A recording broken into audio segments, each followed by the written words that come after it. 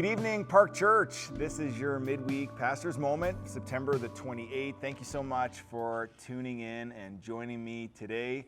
Change of location, right? A little bit refreshing, but hoping that we can just spend a few moments together in the Word and that you can be encouraged. I want to read to you from Psalm chapter 40. Psalm chapter 40 of the director of music, of David, a psalm. I waited patiently for the Lord, and he turned to me and heard my cry.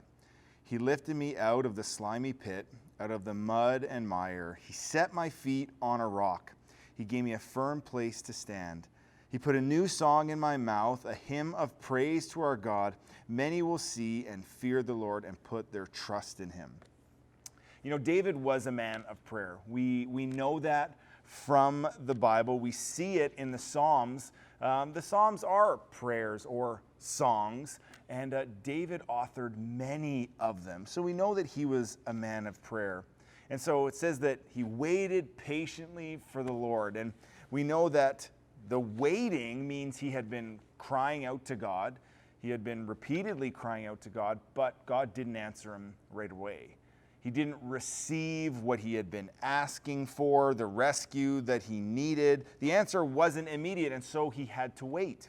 But in the waiting, God showed himself to be faithful. God delivered him. God rescued him. He waited patiently for the Lord, and he heard my cry. He says that he took him from the pit. He took him from the place of filth. He took us from the place of being stuck, and he gave him a firm place to stand. He gave us a firm foundation to stand on. He didn't just give it today, he gave to us. He gave us a rock to stand on. And that's what God has given us. He's given us a confident place. He's given us a reliable place, in a reliable person in Jesus. He's given us a firm foundation to stand on. And now we have a song. He says, and now I have a new song to sing, and that song is our testimony. It's a song of praise, of the deliverance that we have received from God. You know, I'm going over this, or I'm feeling it because I've just been reminded lately of God's rescue of our lives, that he reached down through his son and he really rescued us. And I believe that we see that resonating in David's psalm here, that we are the ones that have received this same great rescue, this same reaching down, pulling us from the pit. And so we are a testimony. It says that you're the living answer to one of the prayers that you prayed. I said on Sunday, at least one. I'm confident that you're living at least one of the prayers that you asked. God answered it and you're experiencing it. And so we need to remember that's our praise, that's our testimony. And it says, many will see and put their faith or trust in him, and that's because of our song. People are going to see, they're going to hear. They're going to hear about our boast. Paul said, if anyone is going to boast, boast in the Lord. And so our boast is that he pulled us from the mud, from the mire, from the clay, that he inclined to us and heard our cry. Verse 4, blessed is the one who trusts in the Lord, who doesn't look to the proud, to turn aside to false gods. Many, Lord my God, are the wonders you have done, the things you have planned. None can compare with you. Were I to speak and tell of your deeds, they would be too many to declare.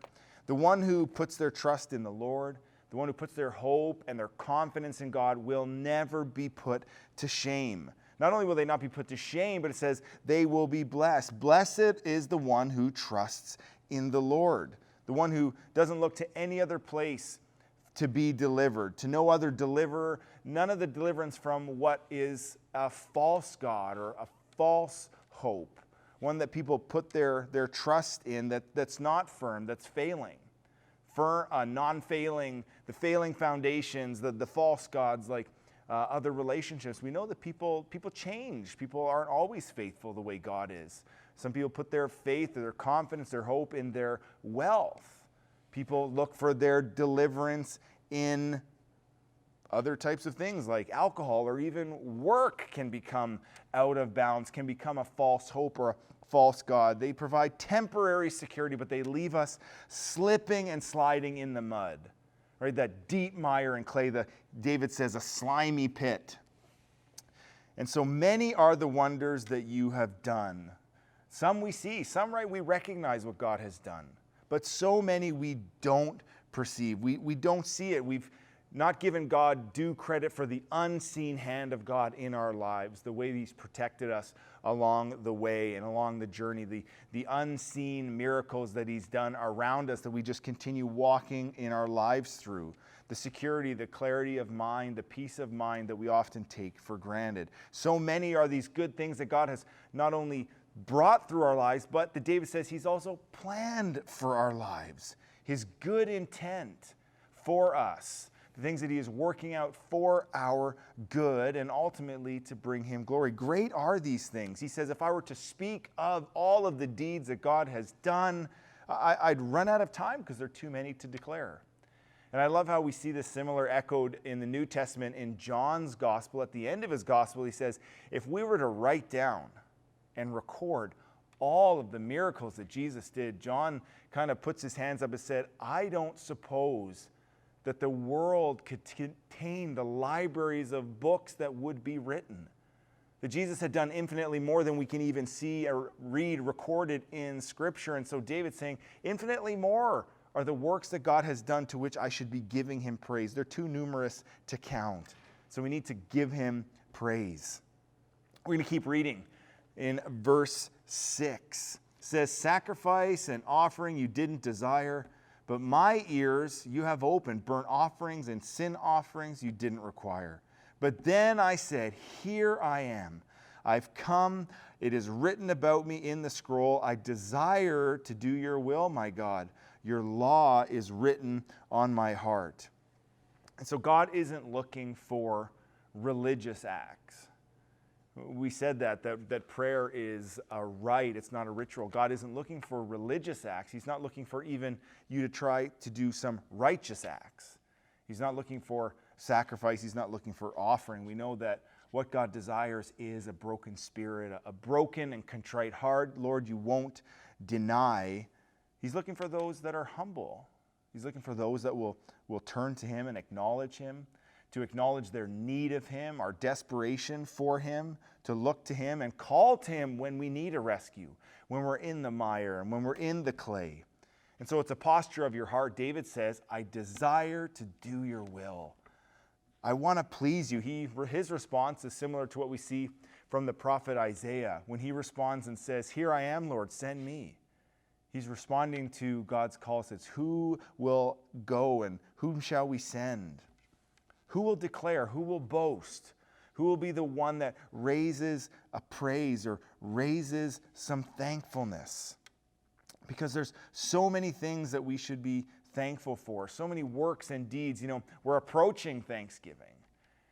And I find that when we ask, what are you thankful for? You ask that maybe around your Thanksgiving table. What is somebody thankful for today? And we struggle to find the words more than just identifying the things that are around us or the people that are around us or the food that is getting cold before us while we try to figure what we're thankful for. But there's just so many, too many to declare. And so we need to have God's law written on our hearts because we want to please Him. Out of relationship, we want to please Him. We want to walk in His ways. We want to walk after Him because He is faithful. He's been faithful. He'll always be faithful. You pull us up out of the mire and the deep clay. And so that's what I want to be thankful for today. And I hope you can join me in that. I want to be thankful for the way God has come into my life and the way God has rescued me, the way He continues to, when I pray and cry out, He continues to pull me from the deep mire and the slimy clay. It's about remembering all that He has done and letting that turn into an attitude, a posture, a heart of praise, a boast, a worship, a thanksgiving. Because God is so definitely worthy. He's proven Himself. And so consider that. Contemplate it. Go back and read Psalm 40 and echo the words of David that, God, you rescued me. You pulled me from the deep mire and the clay. I waited patiently and you heard my cry. A couple of announcements. Tomorrow night, ladies, you're not going to want to miss out on the ladies kickoff event for this fall. It's happening at 6:30 here at the church, a praise and worship night and prayer. It's a great opportunity if you're newer to the church to come and get to know some of the ladies. There's always a good chance to come and fellowship and build relationships with each other, which we really strongly believe are what encourages our faith and bolsters our discipleship with the Lord. So ladies, come on out, invite a friend, post it on your Facebook, on your Instagram, wherever you connect with your friends, post it and invite them to come out and join you for that ladies event. Next week, seniors, on October the 6th, is our seniors luncheon, and you'll remember that you need to register in order to attend. So you can sign up at the Welcome Center on Sundays, or you can call the office, speak to Cindy, and she'll get your name on the list. If you registered or signed the papers last week, or last month rather, when you're at the seniors lunch, we have your name, and so no need to reapply. October 16th, we're getting set to have a great water baptismal service. We have a number of candidates that have expressed interest in being water baptized. And if you haven't been baptized since you believed, what is holding you back? If you profess your faith in Jesus, you must be baptized. And so it'd be a great opportunity. And if you'd like to talk more about it, see Pastor Shea, and he can help walk you through that process. Also happening on October 16th, it's a way for us to celebrate as a family the goodness of God through the water baptisms and celebrate together. And so it's Family Gathering Sunday. If you're new, you might say, well, what is Family Gathering? Family Gathering is a luncheon, a potluck-style luncheon that takes place after church on Sunday. So October the 16th, after the service, we'll all file into the fellowship hall and have a great luncheon together. We provide some of the necessities for that, such as salad and buns and a little bit of subsidy in the main, but we're asking you to bring some hot dishes, some hot mains and hot sides in order for us all to share together. And it's a great opportunity to meet new faces and connect with some old faces and really just solidify that family feeling and atmosphere here. So all of those, again, are in our newsletter, and so we just welcome you to subscribe to that and stay on top of all the events happening this fall. Thanks for staying with me this long at Park Church tonight. Hope you have a great evening, and I look forward to seeing you all on Sunday.